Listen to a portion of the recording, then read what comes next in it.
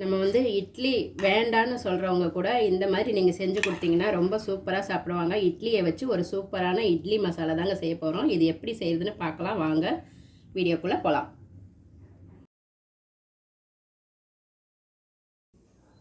வணக்கம் நண்பர்களே, லக்ஷ்மி சமையலுக்கு உங்களை அன்போடு வரவேற்கிறேன்.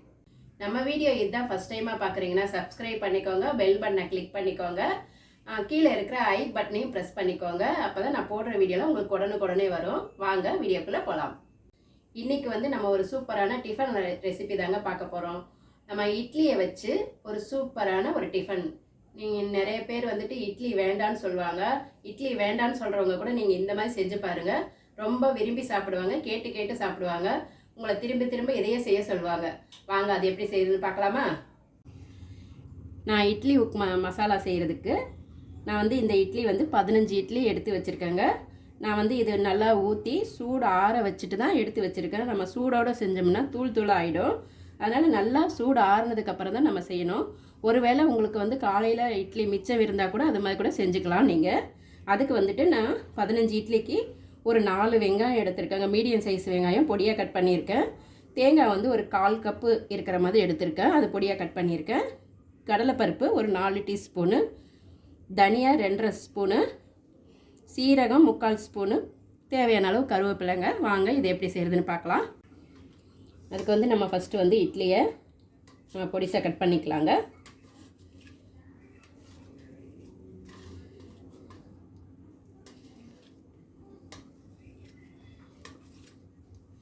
இதை பாருங்கள், இந்த மாதிரி நம்ம இந்த அளவுக்கு இருக்கிற மாதிரி கட் பண்ணிக்கலாம். இதே மாதிரி எல்லா இட்லியும் அந்த மாதிரி கட் பண்ணி வச்சுக்கலாங்க. பாருங்கள், நம்ம வந்து இந்த அளவுக்கு நான் பொடியாக கட் பண்ணி எடுத்துக்கிட்டேங்க. நம்ம இதை விட சின்னதாக கட் பண்ணோம்னா ரொம்ப கரைஞ்சி போயிடும், அதாவது என்ன சொல்லுவாங்க, குழஞ்சி போயிடும் சொல்லுவாங்க, அந்த மாதிரி. இது அப்படியே இருக்கட்டும். இப்போ வந்துட்டு ஒரு மிக்ஸி ஜாரில் நம்ம கடலைப்பருப்பை குருணையாக ரவை மாதிரி உடச்சிட்டு வந்துடலாம். இதை பாருங்கள், இந்த மாதிரி குருணையாக நம்ம மிக்சியில் போட்டு திருப்பிட்டு எடுத்துகிட்டு வந்தாச்சு, அரைச்சி. கொஞ்சம் பருப்பாக இருந்தால் கூட பரவாயில்லைங்க, இன்னும் நம்மளுக்கு சாப்பிடும்போது நல்லா டேஸ்ட்டாக இருக்கும். இதை ஒரு கிண்ணத்தில் மாற்றிக்கலாம். இப்போ அதே மிக்ஸி ஜாரில் நம்ம தேங்காய் போட்டுக்கலாம். தேங்காய் இந்த தனியா சீரகமெல்லாம் எடுத்து வச்சுருக்கோம் இல்லைங்களா, இது வந்து நம்ம மசாலா மாதிரி அரைச்சா தான் நல்லா டேஸ்ட்டாக இருக்கும். இது வந்து நம்ம சட்னிக்கு அரைக்கிற மாதிரி அரைச்சி எடுத்துக்கலாங்க. இருக்கிற சீரகம் தனியா எல்லாமே போட்டுக்கலாம். இதை அப்படியே அரைச்சிட்டு வந்துடலாம், தண்ணி கொஞ்சம் கொஞ்சமாக ஊற்றி. இதில் வந்து நான் வந்து காஞ்ச மிளகா காட்ட மறந்துட்டேங்க, சாரி. ஒரு 6 காஞ்ச மிளகா இதோட நம்ம இந்த தேங்காய் தனியாலாம் அரைக்க போகிறோம்ல, அதில் போட்டு நம்ம அரைச்சிக்கலாம். இந்த பாருங்கள், நம்ம இந்த மாதிரி சட்னி மாதிரி அரைச்சிட்டு வந்தாச்சு. சட்னி மாதிரி கொஞ்சம் குறைன்னு இருந்தால் பரவாயில்ல, நல்லாயிருக்கும் டேஸ்ட்டாக. இப்போ வந்து நம்ம இந்த இட்லி மசாலாவுக்கு வந்துட்டு நம்ம இன்றைக்கி இட்லி மசாலா தான் பண்ண போகிறோம். அதுக்கு வந்துட்டு நம்மளுக்கு முக்கியமாக வந்து இதெல்லாம் வந்து போட்டால் தான் நல்லா டேஸ்ட்டாக இருக்கும். இப்போ நம்ம இட்லி மசாலா ரெடி பண்ணியாச்சு. இப்போ வந்துட்டு நம்ம அதுக்கு ஒரு பானலியில் எண்ணெய் ஊற்றிக்கலாங்க. ஸ்டவ் பற்ற வச்சுட்டு கடாய் சூடாகட்டும். இப்போ இதில் வந்து கொஞ்சமாக எண்ணெய் ஊற்றிக்கிறேன். எண்ணெய் சூடானதும் கொஞ்சம் கடுகு போட்டுக்கிட்டேங்க. நான் வந்து ஒரு 3 ஸ்பூன் எண்ணெய் இருக்கிற மாதிரி ஊற்றிக்கிட்டேன். இதோட கொஞ்சம் கருவேப்பிலை போட்டுக்கலாம். கட் பண்ணி வச்சுருக்க வெங்காயத்தை போட்டு நல்லா வதக்கிக்கலாங்க.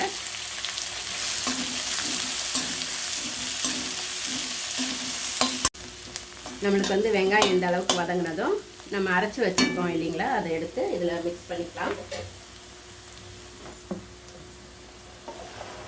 இதை ஊற்றி நம்மளுக்கு இது பச்சை வாசனை போகிற அளவுக்கு நல்லா கொதிக்க விடலாங்க. கொஞ்சம் தண்ணி ஊற்றி இந்த மிக்ஸி ஜாரு கொஞ்சம் கழுவி ஊற்றிக்கலாம். இதில்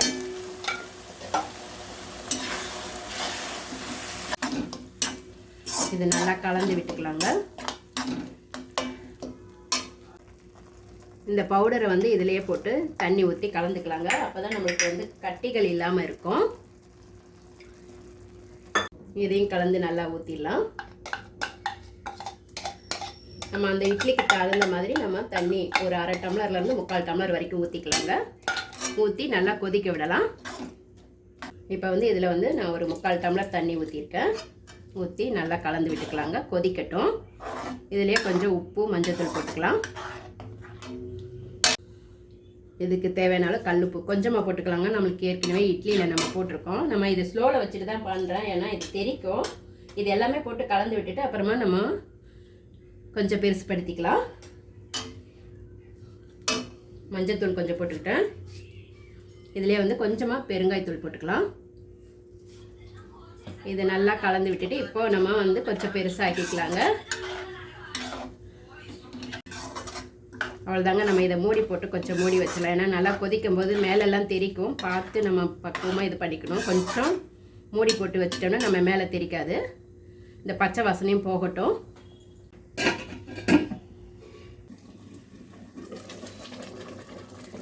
நல்லா கொதிக்குது. நான் நடுவில் ஒரு வாட்டி நம்ம எடுத்துகிட்டு கலந்து விட்டாங்க. ஏன்னா அடி பிடிக்காமல் இருக்கணும், அதை பார்த்துக்கணும் முதல்ல. இது வந்து நம்மளுக்கு ஒரு 5-6 நிமிஷம் ஆயிடுச்சு.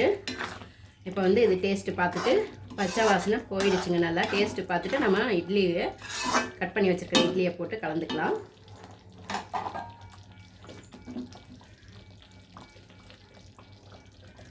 இது எல்லாமே போட்டுக்கலாங்க. நம்ம இதை போடும்போது ஸ்லோவில் வச்சுக்கலாங்க. ஸ்லோவில் வச்சுட்டு இதை நல்லா மேலோட்ட கலந்துக்கணும். ஏன்னா இட்லி தூள் தூள் ஆகாமல் இருக்கிறதுக்கு. ரொம்ப அழுத்தி கலட்டிங்கன்னா இட்லி நல்லா தூளாகிடும். இந்த மாதிரி மசாலா போட்டு இந்த மாதிரி கலந்து கொடுத்து பாருங்கள். வீட்டில் எல்லாருமே விரும்பி சாப்பிடுவாங்க. இன்னும் செஞ்சு கொடுங்கன்னு கேட்பாங்க. அந்த அளவுக்கு இது நல்லா டேஸ்ட்டாக இருக்கும். இட்லி மசாலா நம்ம இட்லியாக சாப்பிட்றத விட இந்த மாதிரி மசாலா செஞ்சு சாப்பிடும்போது ரொம்ப சூப்பராக இருக்குங்க. கொஞ்சம் சேர்த்தே சாப்பிடுவாங்க பசங்களை. இப்போ வந்து கொஞ்சம் மீடியமில் வச்சுட்டு நம்ம நல்லா கலந்து விட்டுக்கலாங்க. ஒரு 2 நிமிஷம் கலந்து விட்டாவே போதும். ஏன்னா ஏற்கனவே நம்மளுக்கு எல்லாமே கொதிச்சு வந்தது தான். நல்லா இட்லியும் கொஞ்சம் நம்மளுக்கு வெந்தது தானே, அதனால் சூடானால் போதும். அவ்வளோதாங்க. நம்ம இதை ஸ்டவ் ஆஃப் பண்ணிக்கலாங்க. நான் இன்றைக்கி செஞ்சுருக்கிற அளவு பார்த்திங்கன்னா ஒரு 4 பேர் சாப்பிட்லாங்க. அந்த அளவுக்கு செஞ்சுருக்கேன். உங்களுக்கு வேணுங்கிற அளவுக்கு நீங்கள் போட்டுக்கிட்டு கூடலோ குறைச்சலோ பண்ணிக்கலாம். அவ்வளோதாங்க. ஸ்டவ் ஆஃப் பண்ணிடலாம். ஒரு தட்டுக்கு மாற்றிக்கலாம். அவ்வளோதாங்க. நம்மளுக்கு சூப்பரான இட்லி மசாலா ரெடிங்க. நீங்களும் உங்கள் வீட்டில் ட்ரை பண்ணி பாருங்கள். எப்படி இருந்ததுன்னு கமெண்ட்டில் சொல்லுங்கள். இப்போ வந்து இது எப்படி இருக்குன்னு பார்க்கலாமா?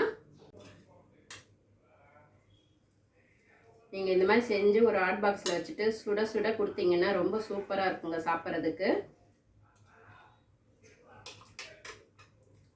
ரொம்ப நல்லா இருக்குங்க. நீங்களும் உங்கள் வீட்டில் ட்ரை பண்ணி பார்த்துட்டு எப்படி இருந்ததுன்னு கமெண்ட்டில் சொல்லுங்கள். அடுத்த வீடியோவில் வேறு ஒரு டிஷ்ஷோடு சந்திக்கிறேன். நன்றி, வணக்கம்.